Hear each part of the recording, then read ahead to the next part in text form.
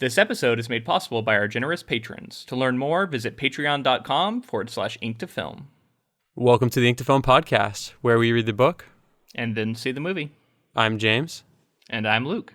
And this week, we discuss Mary Harron's 2000 film, American Psycho.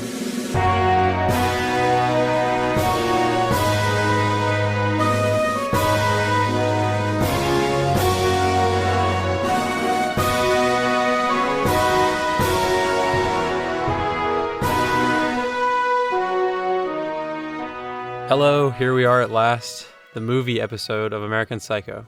Yeah, I think I want to go do some stretches and calisthenics in my whitey tighties and get prepared. So, I mean, this is a spoiler right off the bat, but because you said whitey tighties, there may be an underwear arc in this movie. I noticed by the end he was wearing boxers instead of whitey tighties. Interesting. I did not catch that part. So we can dig into that here in a little bit. Character change. How we're going to handle this episode is basically just kind of talk about our experience and then go into some filmmaker bio, and then move into the movie. We're going to do plot details, break down as much of it as we possibly can, and there will be spoilers for it. So tell me about your experience. How did your viewing go? Do you have any? I know you like to have a glass of scotch normally. I actually didn't have any scotch this time. Trying to watch the weight a little bit, so I'm not drinking as much. But yeah, I mean, it was still fun even without the scotch. It was still a fun experience. I think this is my third time seeing the movie. I'm pretty sure. I think the first time I saw it, I was way too young, and I think it just kind of turned me off. I was just like, this is crazy, and like I couldn't really get into it. I was way too young. I think I was 2000, so it was probably shortly after it came out. So I was probably in high school, which I don't think I was really just like prepared for this movie.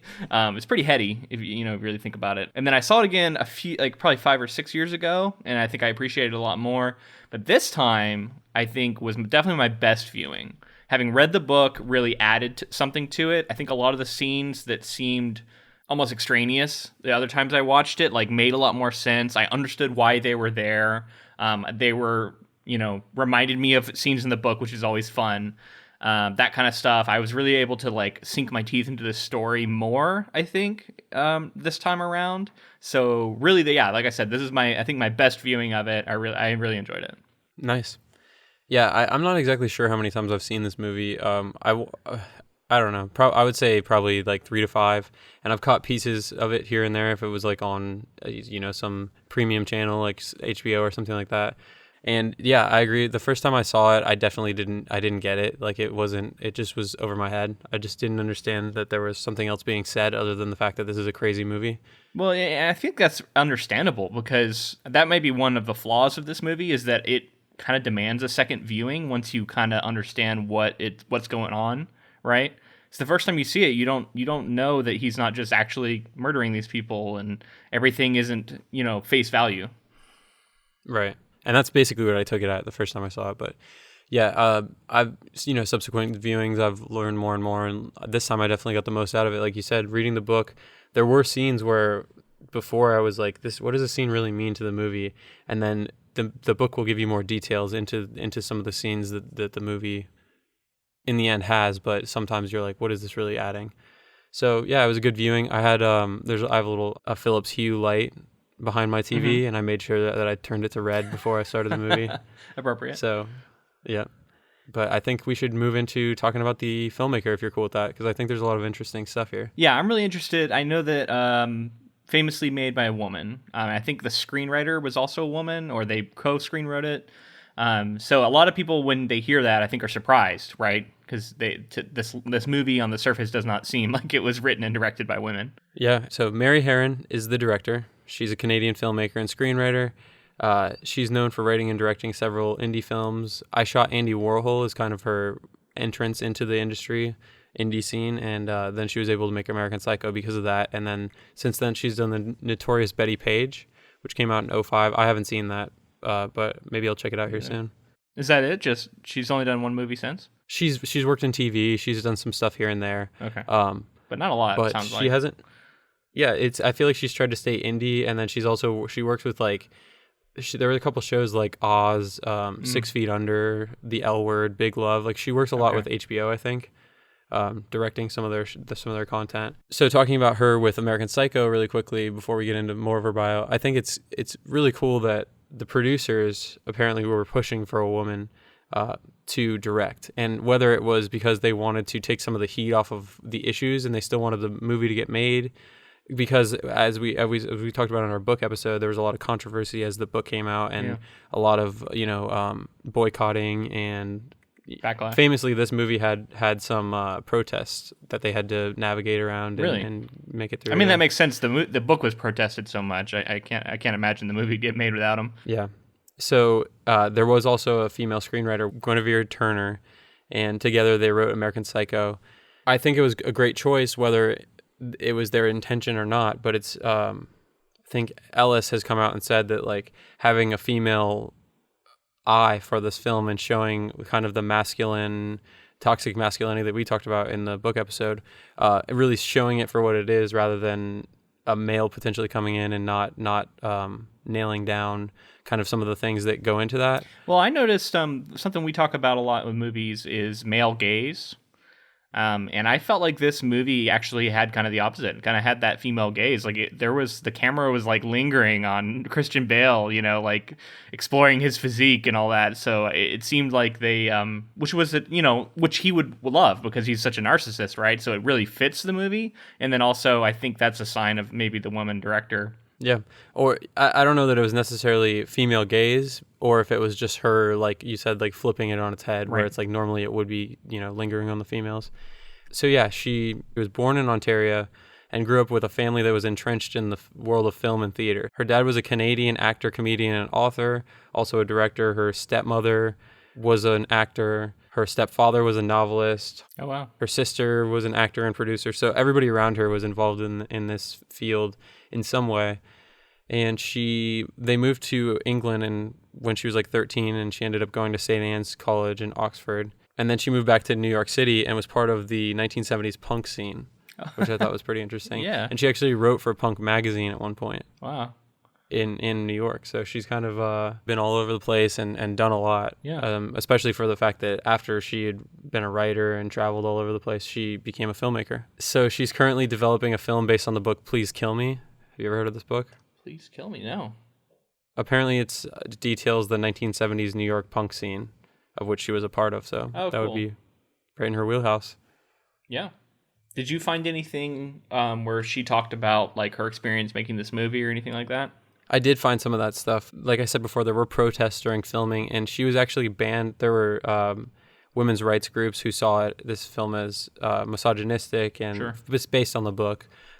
Saw the production of it as misogynistic, the fact that it was being made, and they kind of turned on her, and they got in touch with some people. She was banned from restaurants, so they just made her life pretty tough during the production.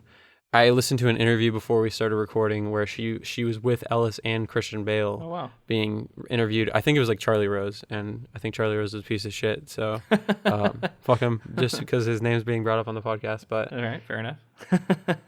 It was very interesting to hear her. We're going to get into it, but she basically talked about how the book was purposely not very linear as far as the plot was concerned and stuff, and her process of like picking pieces out, rethreading it in order to make like a coherent narrative that was like that had a drive to it. It was very interesting to hear Ellis kind of comment on the things that she'd done, and there was a mutual respect. And Ellis did like the movie, and she said that although she didn't get final cut on the film, it basically was her final cut. She was happy with what was released into theaters. Cool. Charlie Rose was kind of trying to ask her what the hardest parts were. Was it hard because she was a woman to film some of the sex scenes and the violent scenes? And she was cool as a cucumber, and she was just like, no, it wasn't. It was just violent scenes, and I think they were specifically talking more about the violence, and he was just asking, as a female director, was it tough for her? And I thought it was cool that she was just like, no, because I'm a filmmaker, not just, you know what I mean? She was saying like, I'm not just a female, I'm a filmmaker, and just because it's a violent scene doesn't mean that I'm not going to want to be involved in it. Right, yeah. And it's kind of a bullshit question anyway, yeah. Right. This interview was from like 2000 or 2001. Okay. All right, man, I think we should probably get into it. Yeah. So I don't know how you ultimately land on this movie, but I feel like I think that the movie is funnier than the book. I think purposely Harron was able to thread in more of this comedy, and maybe the jokes play better on screen. But although it's like tons of fucked up stuff is happening, there were things like early on when he is doing like his early morning regimen, and we're seeing all the things that he does. So he's doing his routine and he's working out. And yeah, the first shot of him in his tighty whities, like walking around and doing his exercises, it was funny to me. And I think that it was like intentionally like not off-putting, but it was supposed to be like awkward, right? It was supposed to be like awkward and a little funny. And then as the scene plays out, we see like he's like dead serious about all this stuff, and it's not very funny. And then something that stood out to me almost right away was the song "Walking on Sunshine" starts very early on, and it's like do do do do do do do do do, and we get these establishing shots of the city. It's like these establishing shots that you would see in like a sitcom, where it's like, oh, look how fantastic the city is, and like we're looking up at the building that he's going to be in, and we're gonna, and then they're gonna cut to the interior of the building, and then he's like walking into work looking all serious with "Walking on Sunshine" playing. And I just feel like a lot of it plays really well, even though this guy's like we're gonna learn how much we hate him at first. It's kind of like a likable, or like he doesn't seem like a murderer yet, right? Yeah, I mean, this movie, it really makes you like him a lot more than the book does. I think it does a lot. And then I want to give Christian Bale's performance a lot of props here, because I think his presence on screen is just magnetic. He's got that charisma. I think a lot of those early scenes are deliberately designed to make us be impressed with the guy, right? And whether it's you're jealous of his lifestyle, or how cut he is, or whatever it is, I think that introduction to that character, showing him work out, is deliberate to make us feel a certain way about him, right? And yeah, he's really something, and I think through him the comedy works even better, like you said. And it's interesting because a lot of the comedy is like exactly from the book, but seeing him bring it to life and his physicality as he's talking, I really picked up this time on like little things he's doing while he's talking about these different things, and like the look he'll get on his face is always so perfect, right? Just thinking about him peeling that skin off, which is such a great metaphor for this movie, right? Like peeling away the mask and seeing what's underneath.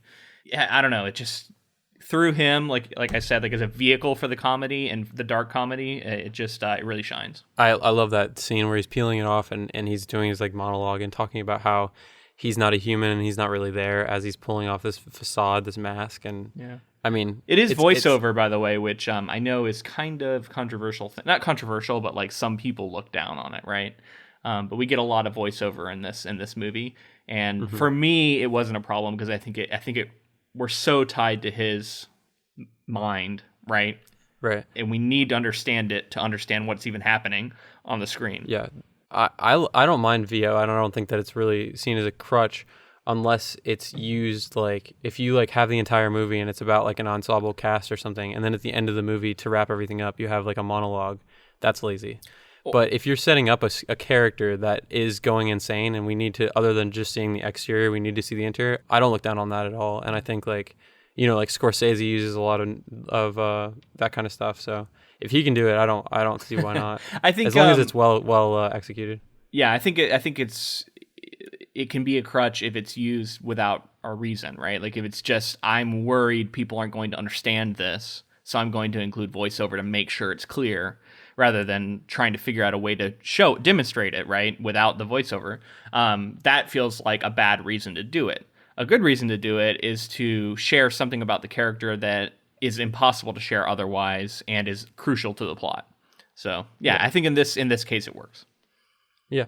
Oh, I wanted to also say real quick before we get past it, the intro of him like with the food and then followed immediately by the voiceover, I just kept thinking of Dexter. Right? Me too. Yeah, I turned to Caitlin and I was like, Dexter totally ripped this off. Yeah, right? It's absolutely right. It's the same thing. It's like close-ups of them cutting food and stuff, and it being similar to like makes it evocative of murdering people and cutting them up, and you think it's blood, but it's actually something else. Like, yeah, that's absolutely similar to Dexter, right? I thought that was funny. That it was blatant to me. So some of the early scenes are very similar to the book, where like he's going to the restaurant and then he's with his friends and then they go to the club later. And I immediately wrote down, "Holy shit, Justin Theroux's in this movie," which I remember, but I also had forgotten. But when I saw it, I was like, "Oh yeah, he is." Right? How did you feel about his crazy contact eyes? Does he have contacts in? I didn't even notice. He's wearing like white contacts or something crazy. He looks like a snake. I didn't notice that. That's interesting. I wonder why they had him do that. I almost felt like it was like maybe him as the actor was like, I want to do this and this would make me look like less human, and then they were just like, yeah, roll with it. Maybe it was because there's a lot of care to make all these characters kind of look like one another. So I'm wondering if that was maybe they wanted all their eyes to be similar colors or something, like bright colors, instead of maybe he has brown eyes in real life. I don't know. Maybe that's just pure speculation. I don't know if that's the reason, but I do want to say that I'm a big Justin Theroux fan because The Leftovers is amazing, and I think he is fantastic in that show. And this is well before that, obviously, but it's just interesting to see someone who I have a lot of respect for as this kind of like side character right in this movie. Yeah. It's funny because I mean, later we're going to meet Jared Leto's character, and I knew that he was in it this time, but the last couple times that I watched it, I went to watch it and I was like, holy shit, Jared Leto's in this? He looks like a baby, man. He looks like he's 14. Yep, he does. He probably really is like 20, like 25 maybe. No way he's 25. Yeah, I mean, I don't know. I believe that guy just looks like a baby, so who knows? He looks super young, though. Yeah. It is interesting. This is an example of a book that is almost exactly depicted on screen. Like, although things are jumbled up, almost everything from the book is in there, just with less extreme details. Like, we get extreme details, but it's just still less. The other thing just kind of overall thought I had watching it is it felt like she kind of like took a thread and ran it through the movie, and like if you imagine it on a needle, like puncturing all these like important scenes and like bringing them all together and making them more coherent and like more of a narrative through line is represented by that string. And I think it works. It works well for a movie. A book, you can argue that maybe it's not as necessary, but a lot of the violence in the movie felt a lot more like there was cause. Like he would have a scene where he'd get angry with somebody, and then in the next scene he'd either take it out on them or take it out on somebody else. He'd get insulted by somebody, and then the next scene he'd do something about it. And like there was a lot more like cause and effect. Whereas in the book, it was a lot of just random violence. Like he'd have something happen, and then he'd have pages where he seems fine, and he's doing something else, and then he'd just randomly attack a homeless person for no apparent reason, murder somebody for no apparent reason, rape somebody for, you know what I mean? Like all that stuff was very, which almost makes it more unsettling, I think, because there was no clear reason for him to do these things. Whereas in the movie, even though they're insane, it was like you could see the cause and effect, I guess. Mm-hmm. I agree. And I don't think in the book we get as much of Bateman actually realizing that he's like losing his sanity. Whereas in the movie, he like directly addresses the fact that like he's like, I'm gonna lose it, and I'm not gonna be able to control myself, and that this facade that I've created, this mask, is gonna fall off, and I'm just gonna go on a rampage. Yeah, it's more overt, because I think that's the subtext of the book, but I think in the movie they wanted to make sure. And it's funny because like it almost sounds like they had to make it sure that people could follow it, but like I said, I've seen this movie 3 times, and I feel like this is the time in which I was really getting it, and I'd read the book. So even as some of this stuff might seem overt, I feel like I'm a pretty smart moviegoer, and some of that stuff I missed. So, funny little thing, last episode, you had talked about Huey Lewis and how eventually Bret Ellis and him met somewhere, and kind of Huey Lewis didn't want to meet him. Yeah. And then I was thinking about it when Huey Lewis popped up in the movie. Like whoever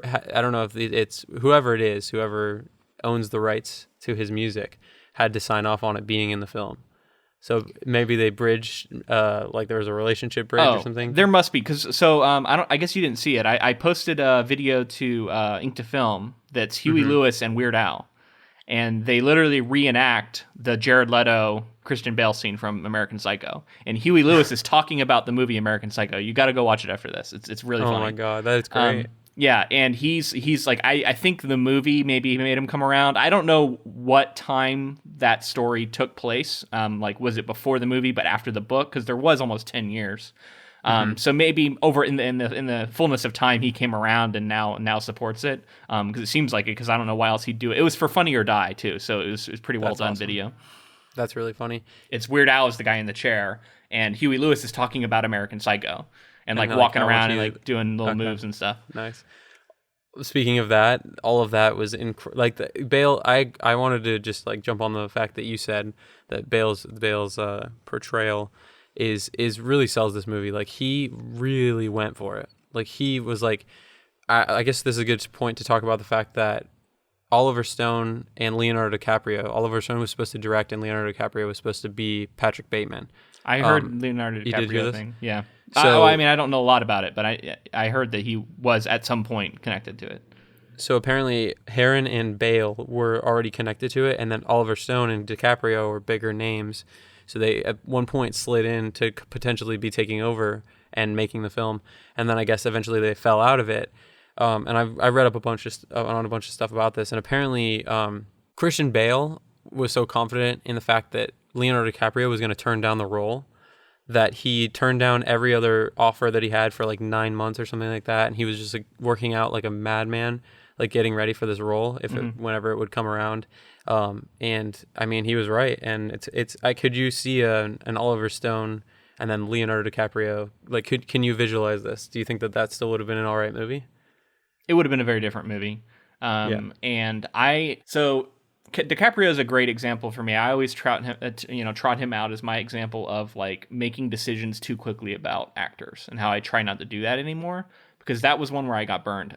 Very early on, I had only seen him in these like rom-coms when he was very young. You know what I mean? When I was in high school, and I was like, man, I don't like Leonardo DiCaprio. He's terrible. And there's other reasons I was an idiot, but for the most part, I kind of he was a turnoff. Like if I ever saw he was in a movie, I'd be like, no way. And then now he's one of my favorite actors. I think he's incredible. So I have learned since that like don't see somebody's first or second movie and then like make sweeping judgments about how their career is going to go, because you don't know. So all that being said, I don't know. Like I think he probably would have done well. And it's impossible to imagine what he could have brought to this role. You know what I mean? Because like he has the ability to do some crazy stuff. But Christian Bale's physicality and the way he, I don't know, he really brought those scenes to life. And God, just him dancing in that raincoat and like all that stuff, like I just can't imagine anyone else doing it now. No, he has great mannerisms all throughout. Just always funny, always always funny or unsettling or weird, or all three. Yeah, I'm gonna make some assumptions, I guess. Maybe it's gonna make an ass out of me, but we'll see. So I think that if Leonardo DiCaprio, this is just a point that I want to make about Bale's portrayal of Bateman. You were speaking just a minute ago about how you saw Leonardo DiCaprio in these roles, so you saw him as these characters. Right. I think that the opposite is also true. I think an actor will look at a role and say, if I do this role, people might only see me as this forever. Yeah. So ultimately I think that's why Leo backed down from the role. But Christian Bale leaned so heavily into this role to where you could have seen him in this role and then never wanted to see another movie that he was in. For general audiences, he could be damning himself for being like popular to cast at this point, because people will see him as this crazy psycho who, was in this. I mean, think about the things that he's physically doing in this role. And if you just take it out of context, you're like, holy shit, that's like really crazy. Yeah, and it's funny because he really was able to overcome that. I mean, he's a white man, successful, good looking, so shouldn't give him too many props. It's not that hard for him in that situation, talented. But he did. He played Batman, right? He played a billionaire rich guy who looks very similar to Patrick Bateman, and was able to pull it off in a movie in which you could have very easily seen somebody say, we're not going to cast him because people are going to be thinking of American Psycho. Right. And I think ultimately that's why Leo didn't do it. But that's just me. Maybe something else came up. Who really knows? Yeah, who knows? So I felt like adding the detective scene much earlier in the film was a massive bonus. Like I think that's a perfect thing to do, because you're putting the pressure on so much earlier, and because otherwise there's no plot till like the third, like halfway through the third act or something. Because in the book he didn't show up until almost the very end. And I like that they brought him back for a second scene. Although it's interesting because it does feel like a bit of a dangling thread at the end because we don't get a third scene from him, right? We don't get a third confrontation scene between him and Bateman. And so I can see why some people, I think, feel bewildered by the end of this movie because they're expecting this to wind up in a confrontation between him and Bateman in which it comes out, all this stuff. But we don't get that. But I think that's deliberate, right? That's the same thing in the book where there is no resolution and we're left to believe that this could just go on like this. The only thing we do get, I guess, is the secretary flipping through his drawings. So he is found out at least a little bit. At least somebody is seeing something, right?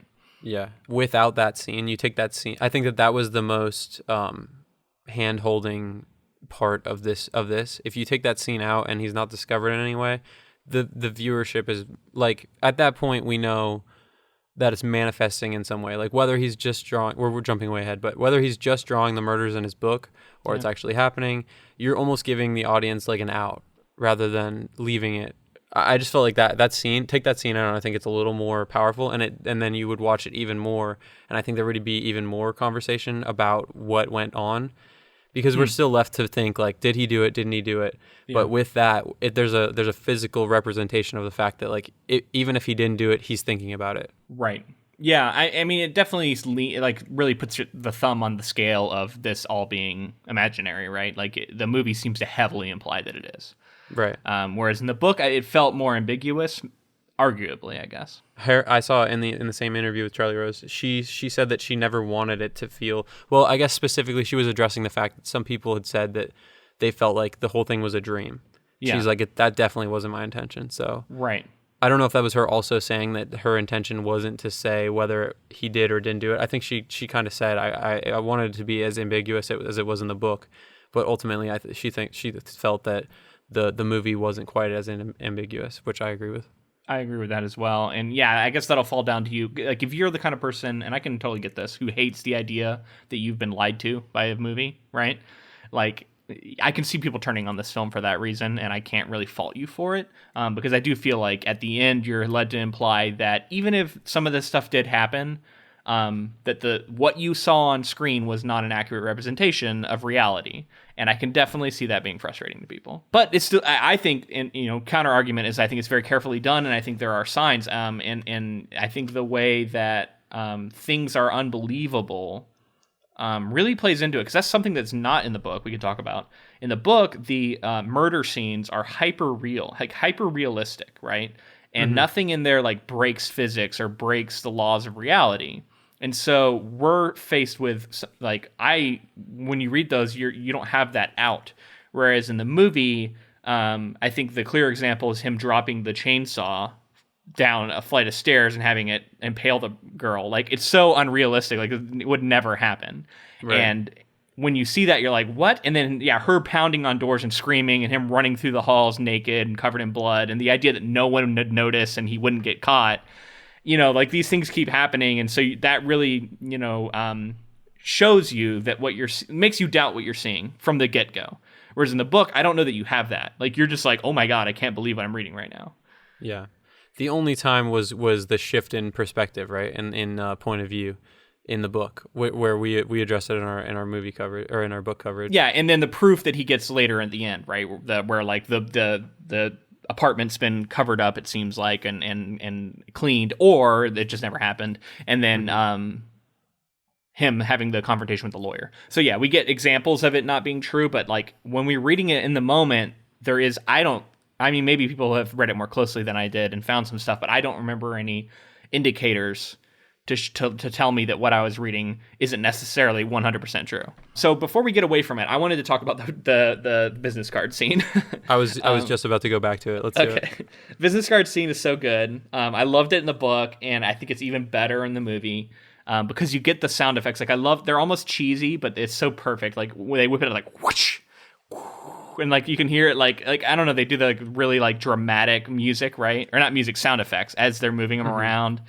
And Bale's face with every new card, he just is like, he's losing his shit, and that really is evocative of the scene in the book where he's like you said in the last episode, it's like someone died, right? Like his family member died or something. That's how bad this stuff is. Mm-hmm.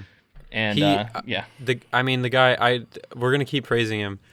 Yeah. He's like he just kills it the entire movie. It's crazy. Something else I wanted to shout out in this scene and in a lot of the scenes actually that I noticed in this viewing is the lighting. So lighting for certain business cards and the insert shots where you'll see like somebody like, you know, their hand enters with their business card, and the way that like they do actually have to shoot so that the viewer can see like the texture in the card or like the you know what I mean, the raised text rather than like the so like that's like stuff that they had to think about when shooting to make each because like as you see them you are like, oh, that card is better than the last one, and that card like debatably, but I feel like each card that comes out you are like, oh, that card is a little bit nicer. See, I was sitting there thinking like these all look almost as identical to one another. Yeah. I guess it's like I'm of two minds though, because I can see the differences, but also they feel very unimportant. Right. So I'm of two minds as I'm watching it. Like these are all the same fucking card. Well, they're definitely not important. It's not important. It's just like I don't know. See what they're. You can kind of imagine what they're picking up on. Now I do want to call out. This is something that's been going around on Reddit and I've seen elsewhere. There's famously errors in these cards. Did you know this? I think I saw something about this one time, a long time ago. Yeah. So on Bateman's card, there's two errors. So Pierce and Pierce is the name of the like company they work at or whatever, and there's no space between the and sign and the second Pierce. So it's Pierce space and sign and then Pierce right against it. So like a typography error, right? That was definitely purposeful though. It could be intentional, and you could argue that maybe it's something about they're trying to say something about Bateman's imperfection, or something like he isn't as perfect as he likes to think he is, something like that. Mm-hmm. But and then it's all the other cards. The Pierce and Pierce does have a space. Some people could argue it's some sort of stylistic choice, like maybe the person just thought it looked better. But the one that I don't think there's any good reason for is the word acquisitions is misspelled on all of the cards in the same way. No, but you don't think there's a good reason for that? You don't think that like that was intentional? I think that could be. I mean, I guess it could be somebody fucking up on all the cards. If only Bateman's had it misspelled, I think it would absolutely be intentional. But if it's misspelled on all of them, it doesn't make any sense to me other than it's just a mistake, like in prop design, because it's just the word, like the letter C is missing from the word acquisitions on all four of their cards, and I don't know like if it is intentional, what is the reason? I guess is my question. Yeah, it's a good question. I mean, I see what you're saying with it being just Bateman, but I also think like I don't know if somebody was like, okay, so all these people have their cards misspelled. Are they saying like all these people are so self-centered and they can't be bothered to actually? So there's moments where it's like everybody thinks they're so important, right? And like Bateman at one point like gets into his office and he's like telling his secretary what to do and he's doing all this stuff and he's acting like he's busy. And then the next thing you know, he puts his feet up and he's watching like Jeopardy or something. Sure. So it's like, is it all fake? And like, are all these people like actually like, oh, I went to this place and I did the thing that I was supposed to do, but I never actually looked at the business card or something like that? Like, I don't know. You could, who knows? Probably more likely than not, it was an error in props, but I don't know. Could be intentional. Yeah. I mean, I think the only counter argument to that is just that it's the same misspelling, you know what I mean, on all four of these people's cards. And so how would that happen? Like, that doesn't back up the idea that they're just not maybe paying attention. Yeah. Because if that was the case, you could maybe if each card had a minor error in a different way, then that could very easily. But the idea that it would all be the same error seems too indicative of like the same person made all these cards and they didn't know how to spell acquisitions. I think is exactly what happened. Yeah, I think you're probably right. Honestly, that's so funny though. You know, on the day, like somebody realized it probably, and then they were just like, "What are we gonna do? We can't get new ones printed. We got to roll." Yeah, and what sucks is like if the Pierce and Pierce mistake was intentional, this kind of draws away from it, right? Because it makes it seem like that one was an accident as well. But if everything else was perfect, you could just look at that mistake as some sort of deliberate choice. But regardless, let's move on. Great scene, and that's something you only notice if you pause it and study each letter of every, you know what I mean? Which people have done, of course, because it's the internet. Yeah. One thing, we've talked so much about Bale's performance, but when he says the words, "Let's see Paul Allen's card," I'd been seeing that in a meme, and I didn't remember how he delivers that line, but he delivers that line like he is, like, choking on something. I just thought it was really cool. Like, he chokes out the words, "Let's see Paul Allen's card." He can barely bring himself to say it. And then he's so furious, he like drops the card and can't. Yeah, he just drops it. It's so good. And then, which reminds me, so Lewis in the movie, I didn't like how overt they made his homosexuality. Yeah, it was kind of. It was very obvious, and like frustratingly so. I think because it falls into stereotypes. Like he was very effeminate or feminine, and very. He had like a bow tie when everybody else didn't. He dressed differently. He acted differently. And which kind of telegraphs it, and like it would have been it. so much more surprising, or whatever they were trying to portray with him actually being homosexual. Yeah, it would have just played better if he would just look like everybody else. Exactly. Yeah, and I agree with that. I think that was a mistake. So in my opinion, that was a mistake to telegraph it so much.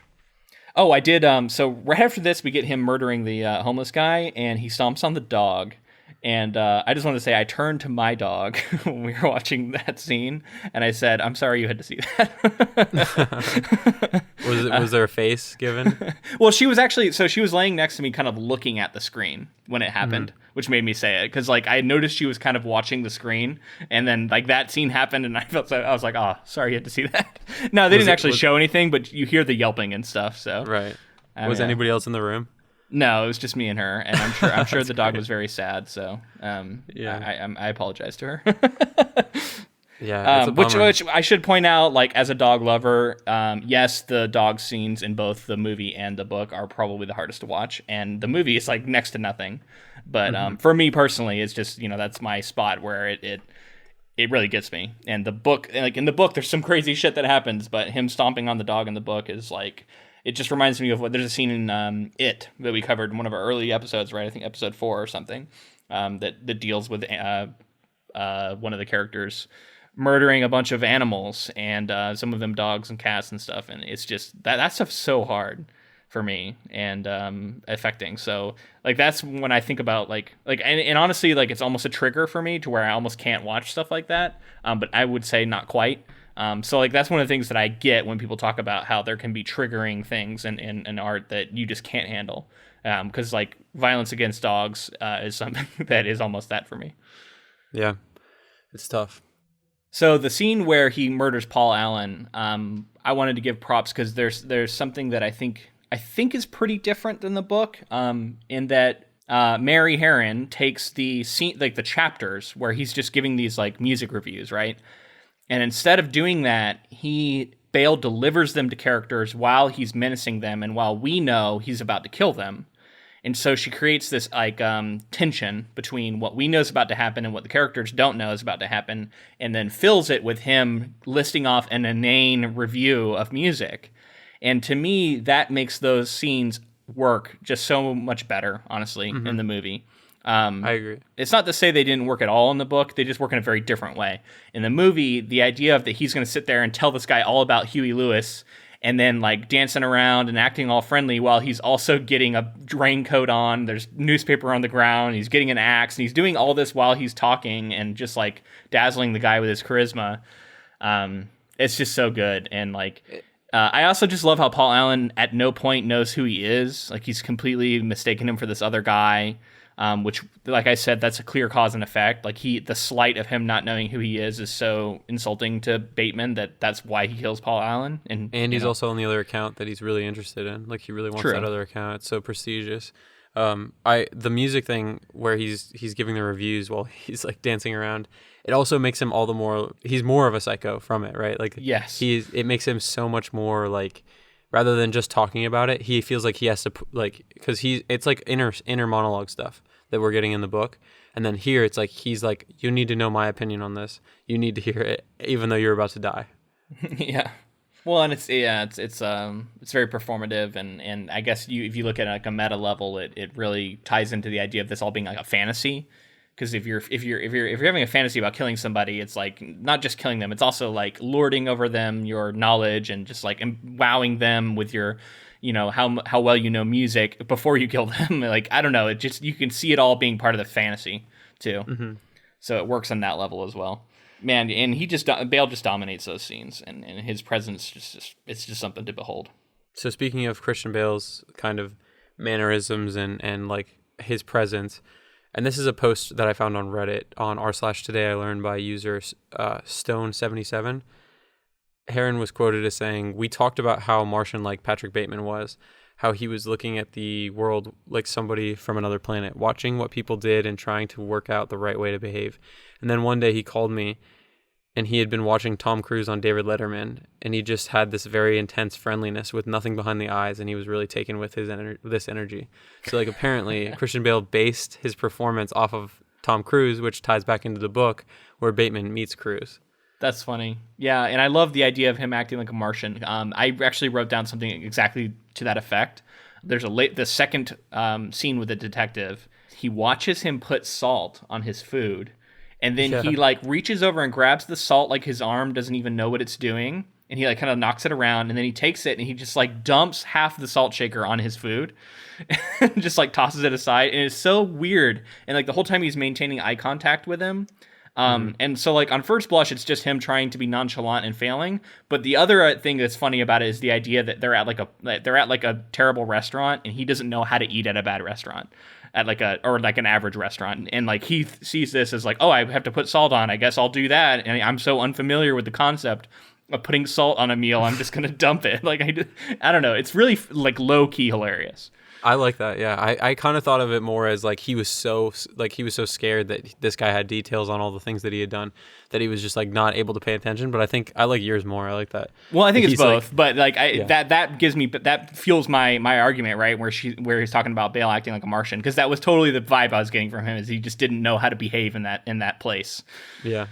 So what do you think about Tom Cruise being seen as like a more normal person than Bateman in the book, and then Bale kind of basing Tom Cruise for his actual movie? Well, and it also ties into, to stretch it a little bit, it ties into what we saw with U2 and Bono, because in the book, he sees Bono as like a devil, very similar to him. And so I like that idea that like it's maybe brought to life more, and the idea that some celebrities might not be as likable as they want to seem. Yeah. Speaking of devil, there is one Patrick Bateman looking for a Donald Trump line. I think there's a couple of Trump lines, but like I think one of them is Ivana, and the other one was like he was like looking out the window and he's like, "Is that Trump's car?" or something like that. Which almost felt like an Easter egg for the book to me. Right. That's how I felt about it too. Yeah, I wasn't excited to hear the name. It was just like, oh, that was like a throwback to the book. Yeah, we talk about it at length in our book episode about how he really looks up to Trump and how he's this ideal man to him and how much that makes sense. So if you want to hear more of that book episode, for sure. So for those of you who don't know, we have started a Patreon, and we just released our third bonus episode this week. So if you wanted to get bonus content for Make the Film, that's how to do it. In this most recent episode, we got into, I was talking about the Bible Paradise workshop that I'm going to be attending later this year. We talked about In Your Right Mind workshop that I was just at. And then we got into adaptation news, and we even had a nice conversation about the Annihilation tattoo, the Ouroboros tattoo. Yeah, it's a lot of fun. And most of the topics that we talked about this week were patron suggested, which was a lot of fun. So we think we're definitely going to try to do that a lot. Anything that any of our patrons are interested in hearing about, we're going to try very hard to talk about those things. Absolutely. And if you want to learn how to get in on that, how to hear those episodes and find out what other kind of benefits you get for being a patron, just go to patreon.com/ink to film, and you can see it all laid out there. We have multiple tiers with different rewards and stuff like that. So the best way to figure out what's all into that is to just check it out. So there's another scene where they're all of the men are at dinner together. Lewis goes to the bathroom. No, he shows up. He says, "Take a look at my card." That's what it is. Yeah, right. She shows him his card. And, did you look at it? Did you get a good look at it? Well, I thought it was better. I think it was the best card in the movie, in my opinion. Isn't it like green and red and gold or something though? It's like really it looked like everybody else's card, but I think the lettering was just gold. But maybe it had other colors. I think there was also green on it. Now I could be wrong about that because I didn't pause it, and I should have. I didn't rewind it and go and like pause it to like really take a look at it. But I thought when I first saw it, like there was like gold and green or something. So it was very over the top. And so all of them have this like, oh yeah, that's nice, but like you can tell they're all secretly going, that's terrible, right? Oh really? Because I felt like some of them actually did genuinely think it looked good. Oh no, I didn't read that way at all. I thought the other guys they go, oh yeah, that's nice, Lewis, and they're just saying it, but they don't actually mean it. Like they're not like they're all really excited in the previous scene at every new card and genuinely excited about it, whereas they were very dismissive. And I think it's because they think it doesn't look good. Why did Bateman get angry then? Bale is furious because I think he hates it so much. Like, it's so bad that I think that's why he tries to kill him. I thought it was because he was like the one-upsmanship. I thought that he was like, I'm sick of this. Oh, no. I thought it was like, how dare you have such a terrible card? I'm going to come murder you over it. Wow. That's interesting. Maybe, I mean, I'll have to check that out next time. Maybe I'll look at it differently. Yeah, and I think that's my first time seeing it that way, but that's because I noticed that the card had 2 different colors on it, which I think is a pretty big thing not to do. Yeah, that's weird. Yeah, I don't know if I noticed that. Yeah, so Bateman follows him into the bathroom, and he's like slipping gloves on as he's heading into the bathroom. And he comes up behind him and like grabs. He's very slowly. If you're gonna strangle somebody, I feel like it would be fast, but he very slowly like grabs his. Maybe this is him like relishing in murdering people, but he very slowly like starts to grab his neck, and then it turns into Lewis misreading the situation and thinking that Bateman's coming on to Lewis, and then Lewis comes on to Bateman.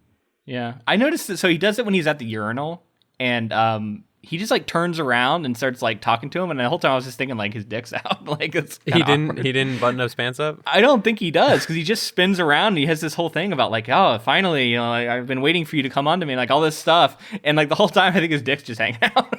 Wow. But so the thing I love about that scene, my absolute favorite detail, and the reason I had to talk about it, is he goes over to the sink and he washes his gloves off. Yeah. It's so good. The idea that he's going to wash, he puts his gloves under the water with soap and just washes them. And it's such a Bateman moment. Like he's so homophobic that the idea that he's touched somebody through gloves is just like reprehensible to him. Yeah. Full on psycho. So at this point, Bateman goes to find a prostitute, and he's riding around in the limo, and he finds one, and he entices her into the car, and she comes along, and on the way, he's calling another prostitute. Yeah. So he basically picked up a prostitute who was like on the streets, and then he called, I'm assuming, like a high-end prostitute. Yeah. What do you make of that? The fact that he called 2 different types. Yeah, I think it's very deliberate. I think he likes the idea of equating these 2 with each other. He doesn't want, you know what I mean? Like I think that's that is very Bateman from the book to me. Like that idea that he's going to do that. And then I also in the movie he makes it very clear to say that he is Paul Allen to them multiple times and talk about his apartment and uses his name repeatedly. Which makes it very like I said, like there's a reason he's doing it. It's to establish, like to try and make it seem like Paul Allen's still alive and doing things for the investigation. Whereas these scenes happen in the book for no reason, other than his like his psychosis and his need to kill people and well, you know, he doesn't kill them right away, and which also he doesn't do in the book. It's more of a ramping up thing, but there's no real reason for it, I guess, that I detected at least in the book. Yeah. So when they get back to the apartment, you know, they start to. He like starts filming them and making them do weird stuff. And what did you make of like during all of the sex? He was like, I mean, obviously we know that he's a narcissist and all this stuff, but like just like even if it's just like Bale's performance of it, how insanely ridiculous it is. Like he's like flexing in the mirrors and like he will only look at himself, and it's just full on narcissism on display. To me, it's all for the camera. Because he has the camera up and he's like pointing at the camera and like winking and flexing and doing all this stuff, and I love when it would cut to one of the hookers who or one of the prostitutes who had this look on her face like she was kind of like studying him, right? Like look at this weird dude. Like I can see that this guy, something is wrong with this guy, right? Yeah. The way he's like he's having a 3-way right now with us, and he's way more interested in posing and like looking good for the camera than he is than what's going on, which is probably pretty unusual if you're in that line of work. I would assume that's not how most men are. Yeah. So this also kind of like plays into something that you had talked about before in a past episode. The idea that he's parroting things that he's seeing and doing. He's watching porn throughout the entire movie. Absolutely. He's making a porno here. Yeah. Right. He's just making a porno, and he thinks like these are the things that you do. And like he's, again, like kind of Martian, like he's like pointing and winking and doing all kinds of weird shit. So are you suggesting there is a way we can watch this movie and assume that Patrick Bateman is not a psycho? He is in fact a Martian who has come over to Earth and embodying Christian Bale's body, and it just like doesn't know how to behave and thinks this is all normal. And well, yeah, and he looks up, he's parroting the famous killers as well, the serial killers and stuff too. So maybe it's just like the first thing the alien found was like a book on serial killers. Yeah, he was like, these are the celebrities of this culture. Obviously, these are people to emulate. Right. So yeah, the theory's here. If you guys want to take that and run with it, start to spread that around. He's definitely a Martian. Yeah, Bateman is a Martian. But man, I don't remember if it's this scene or I think it's later with the secretary. Again, the him walking around with the duct tape, and then later the nail gun, and he holds it to her head, and then she only doesn't kill her, I think, because he gets a phone call from Evelyn, which he just lets play out. He just lets that the message play out the whole time just to torture her. And yeah, but then he lets her go, and so like I don't know. To me, this is a subtle difference in book and movie Bateman, right? Because I feel like book Bateman is even more sadistic. And this moment of mercy he has on his secretary, I don't know. I mean, I guess something similar does happen in the book, but it just feels like a slightly different character to me, which is fine. Like, I think it's fine to do that, to change the character ever so slightly.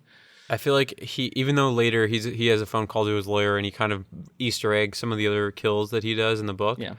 He's not acting like he normally does. Like he's like, there's like something there where he's like almost a little bit more human.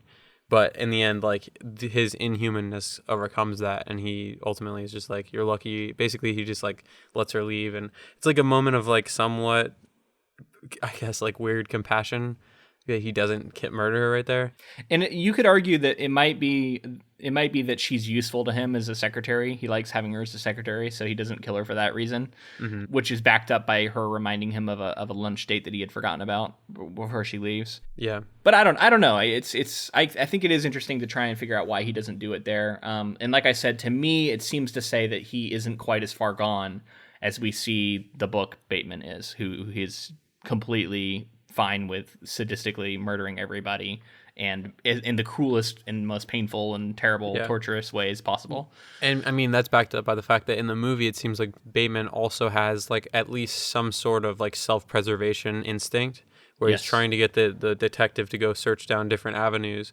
Whereas I feel like book Bateman is just like, whatever happens, happens. Like, I'm just going to, you know. Yeah, he does not at all, to me, seem at all afraid to be caught. He's more like assumes he will eventually be caught, and he's just like on borrowed time is kind of what he says at one point. Like, eventually they'll probably catch me, but he's not overly concerned about it. So I think next we'll talk about the actual murder of the exact. It's not the exact same too. No, it's because it's a woman, and this is another example of like the patented Bateman cruelty, right? Like that he has the prostitute along with someone he knows in real life, isn't even aware that she's a prostitute. He lies and says it's a cousin, right? She's a cousin, right. So which isn't less weird. No, right. It's definitely very weird, but I don't know. It just the idea that he's also lying to them, I think is implied there because there's like the implication of he's treating her like she's a prostitute as well. Yeah, he's equating them, I guess. So in this scene, we get what you were talking about, where he murders her in the bed. He murders his friend in the bed, and after reading the book, I understand that scene a little bit more. I won't go into details, but what's going on underneath those covers is pretty terrible. But and then her fleeing, and I think, like you said, there's kind of some Easter eggs to like the kind of stuff we get in the book, like and her running around and just seeing the hanging bodies and all this stuff, and then. Man, you'll never forget seeing Christian Bale run down a hallway with a chainsaw covered head to toe in blood in just his shoes and like the look on his face. Like, it is iconic. It's an iconic moment in film, I want to say. Like, it's really something. I think it is a memorable moment for sure, and I think it's one that sticks out to a lot of people. And also, this is like a shift, right? This is a shift in genre almost, because up to this point, this is like full on slasher, right? Because he's got the chainsaw, he's chasing, there's blood, like. The slasher never cares about any other force of authority. Like, it's just gonna try to kill nonsense, and that's what he does in this moment. He's just running in the hallway. She's screaming. It's this scene is a slasher scene. I don't think that the film is a slasher movie, but I think that this scene does genre shift, and then it shifts back. And it so the first time, like you said, we see him watching porn, and then he has sex, and it's very pornographic, and it's very similar. And in fact, he has them doing similar positions and stuff that we see in the porn that he's watching. Mm-hmm.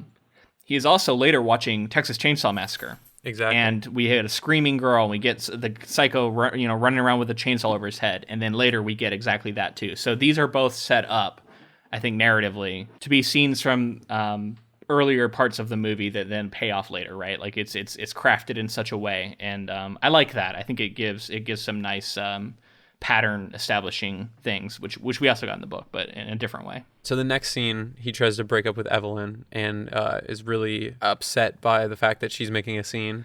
Cool, because it cuts right to him drawing the murder on the tablecloth at the restaurant with crayons. So I think that's another heavily implication that what we just saw was him fantasizing. Right. Yeah. That's what I'm saying. Like, it seems like it's spelled out a lot more. And is he trying? Maybe you could argue he's trying to build up the confidence to break up with Evelyn, and like his way of doing that is fantasizing about murdering her in that in that way, or not her, but like murdering somebody in that way, and the power that would give you or make you feel. So that's his way of like psyching himself up. Yeah, and it's really interesting how he is so intimidated and kind of like his girlfriend has the upper hand in every scene she's in. I felt like, right? She's too much for him. And the way she makes a scene and embarrasses him, but then like clearly she doesn't give a shit. Like she doesn't care. And then like after he leaves, she's just like, oh well, and like I want to give props to how Reese Witherspoon does in that role, because I thought she was really really cool, and it's also cool to see her like really young, and this is before her career I think really took off, although I could be wrong about that. But yeah, she does a great job as Evelyn, and in the little bit of screen time she gets, you get the impression that she actually has the upper hand in this relationship. Yeah, and so based on this situation, Patrick Bateman like loses his shit, and he like goes to an ATM at night and like he's gonna pull out money, and the ATM's telling him to stuff a kitten into the ATM. So him like kind of holding the kitten up to the ATM and trying to see how it would fit in the slot is so funny. And then he pulls out the gun, and the way he pulls out the gun is also very like dreamlike, right? Because it's like, why would he have this gun in his like inner pocket, like just? Well, I think he's almost like surprised from it as well. Yeah, he like acts like he didn't even know it was there, right? Like, yeah. Yeah. So he kills a bunch of people. He kills like a bunch of cops, and there's explosions. And he kills doormen. He looks at the gun like, what the fuck? Yeah. Yeah. He kills doormen on his way into buildings, and then man, it's so funny how he goes to leave, and then he spins back around through the turnstile and shoots the janitor, and then goes out. Like that was like absurdly funny. Like that was genuinely funny. Like it's fucked up, but it was like really funny that he looped back around and popped him. It's absurd. And so he finally gets to his actual office and doesn't kill that doorman, and goes up and makes the confession phone call to his lawyer. And that's what I was talking about. We get a lot of Easter eggs of people that he's killed. He says all these people he's killed, and he doesn't know exact numbers.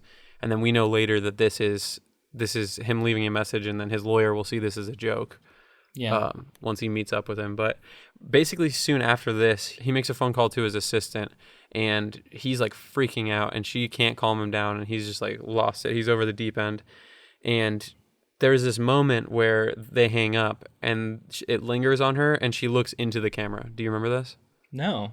She looks like blatantly looks into the camera, looks away for a second, and then looks back into the camera, and then it cuts away.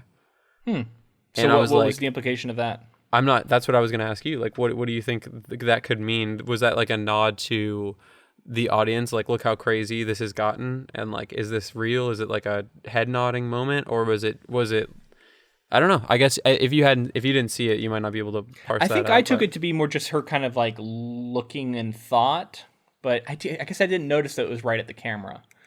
But yeah, I remember those scenes as just her being kind of like wondering what is going on, and thinking about it, and maybe like thinking about past things he's done that's been weird, and trying to make connections and that kind of stuff. I guess I didn't notice that she looked at the camera, so I don't really know what to make of that. Yeah, I felt like it was I did feel like it was a little bit of a nod, like whoa, wasn't that crazy? Like things have really, really gotten away from how they started. But I don't know, maybe it's nothing. So I do like how Bateman is, like, when you say losing his shit, like he does a really good job. Like it's like his clothes aren't fitting him anymore. It's like he's sweating, his hair's disheveled, he's completely coming unglued. And that scene in his physical performance, he's like crying when he's on the phone, laughing, crying, just like it's really cool. Like it's really well done. also the message that he leaves for the lawyer is really a great scene as well. Like just in terms of acting prowess, like he just, oh my God, he's just like freaking out and like laughing, and he's like you totally buy it that this is his confession and this is how it would go for someone like this. Yeah.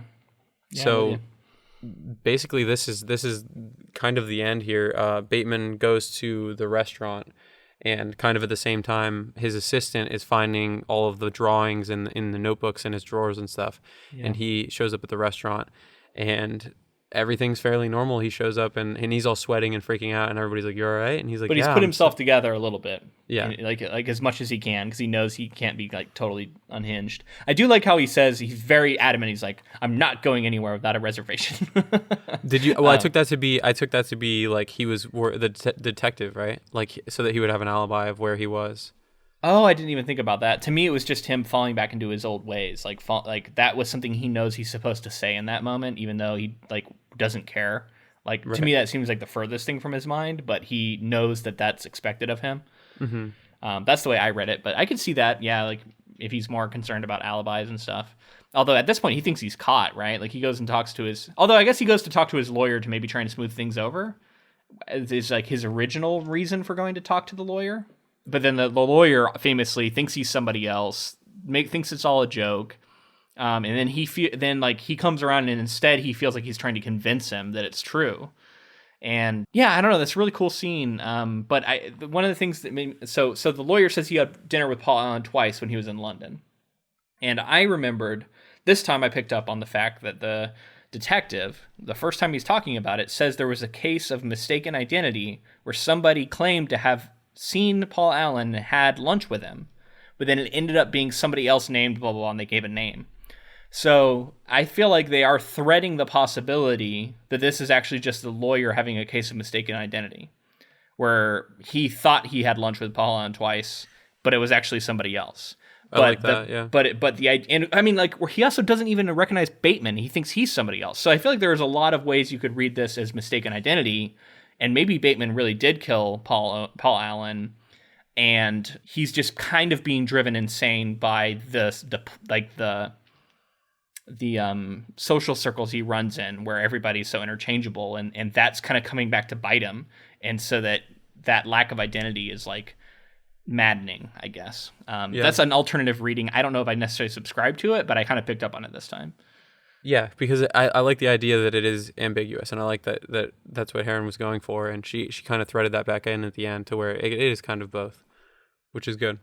And then kind of the last thing that I had was when they were at the restaurant at the very end, there's a door in the background and a sign on it that says, "This is not an exit." Oh, really? Yeah, I didn't even catch that. No, I didn't catch it. It's literally right behind Bateman, and I thought it was a cool little Easter egg there. Oh, that is cool. I should have noticed that. I did. It ends slightly differently in that he says, "This confession has meant nothing." Right? That's the words we end on. Mm-hmm. So yeah, I just wanted to get your take on that change, and do you think that changes any of the thrust of the novel and the movie, or is it like more of just kind of the similar thought? I think it's similar because but for me, this confession is almost to us, the audience, and this like entire movie is him confessing all of this stuff. And he could be just confessing, like, I'm confessing this is how I feel in my mind, and this is where I am because of society or whatever reasons. I agree. I think it draws more attention to the idea that what you're viewing is a confession. And we kind of talked about how what we were reading in the book could be seen as, like, I thought it was more, the book is like him, like, journaling almost about and, like, showing off. And you could see the movie as, like, something kind of similar, but maybe also a confession that means nothing. Yeah. All right, man. So I have 3 more things I want to hit you with. They're all from this article I just read before recording, and I wanted to share them with you, just see what your take is on them. But I think we should say that to the very end. Let's do it. So we wanted to shout out one of our patrons, actually our newest patron, Grant. We wanted to thank you for becoming a patron and just give you a shout out for coming on board. Yeah, and I know he's a fan of this movie and this book, so hopefully he enjoyed our coverage. Yeah, definitely thank you for supporting us. If you want to support us, it's patreon.com/ink2film. Also, if you wanted to support us and not have to spend any money, leaving us a rating and a review on iTunes or wherever is super helpful. It helps us to get the show out there and in more people's ears. Another way to help us spread the word is to connect with us on social media. We're on Facebook, Twitter, Instagram, all of those at Ink to Film. And anything you find that you think that Ink to Film will enjoy, send them our way. And also any feedback that you have for this episode or any of our upcoming projects, you can send to inktofilm@gmail.com. Which I should mention, our next project is Jaws. We're going to continue our Summer of Monsters, we're calling it, right? And we're gonna head into Jaws and Spielberg again, our old friend. So yeah, I'm looking forward to that for sure. All right, so let's just get into these last few things. So real quick, the movie was originally supposed to be directed by Stuart Gordon, who did Reanimator. But then I guess it fell apart. But Johnny Depp was supposed to play Patrick Bateman. I did hear that. I heard John. I think he was campaigning for it. Like I think that he wanted to be Patrick Bateman. He was going around like trying to get that done. Yeah, that crazy. Would be truly something different. I don't know. Yeah, I mean that guy is kind of crazy. So who knows what he could have done with the role? But I'm just imagining imagining Willy Wonka as Patrick Bateman. So. So also, David Cronenberg was attached to direct it at one point. Did you know this? I did not. I love Cronenberg though. So yeah, I don't know if this is really his niche, but it would have been. I don't know. Maybe in an alternate universe. In his version, the movie ended with a huge musical number on top of the World Trade Center. Okay, so yep. I don't want to see that actually. Very different idea of the movie, right? That's really something. Oh, and then another just random thing. We talked about it before, but Bale. Lots of people tried to talk Bale out of taking this role because they said that it was going to be career suicide for him. Oh yeah. So he did have to kind of stick to his guns to do it and believe in it. And I think it worked out for him. It may have been rocky for a while there, but I think ultimately, in the fullness of time, it ended up working out for him. Yeah, I mean, he's an actor who I think it was his first way to really show how extreme he was willing to go. For a role, and I mean he's just continued to do that. Yeah. Now, times. I mean, you can argue that maybe he's a bit of a dick. I think there's that whole thing with him yelling at the set guy. You've probably heard that recording. Oh yeah. But I think he did apologize for it. Like this in the background. Yeah. So maybe he's a bit of that like Tom Cruise, crazy guy behind the eyes. Maybe there's a bit of that in real life. I don't know. Long days on set. I don't know. People get heated. I'll give him the benefit of the doubt, but I have heard other things besides that. Yeah. So I'm sure that he's not the nicest of people, but who really knows? I don't know. So. This movie, he did a good job. So I think that's where we're going to leave American Psycho. It's been a fun project. It's been a shorter one for us. We only had 2 weeks on it, but I think I had a lot of fun with it. And I guess if you can say that, it was disturbing and interesting and really something. I don't know. What was your thoughts on just this project as a whole? Like, I'm glad that I've revisited because I was starting to kind of, it felt a little, like in my memory, it was getting a little stale. Like I was thinking like, I don't know if it really holds up as well as I remember it. And I really like the movie. I think that it's definitely of its time. Like it feels like an early 2000s movie, but it's solid. I think it's a solid movie. I actually think I like the movie more than the book. So that reminds me, when I originally saw this movie, I thought it was a early 90s movie, or like, you know what I mean? Like it was made around the time that it was portraying. It wasn't until the second time I saw it that I realized that it was like a much later movie depicting a specific point in time. Because it is kind of a period piece. It is. Yeah, because it was made in 2000, but it's set in 1987. So yeah. Right. Anyway, I guess that's it. I've run out of things to talk about. I think we should wrap, but make sure you join us next week. We're going to start out with Jaws, and I'm excited for that. So hopefully you'll join us for that. Looking forward to it. Thanks for listening. All right. Until then, I'm Luke. And I'm James. See you guys.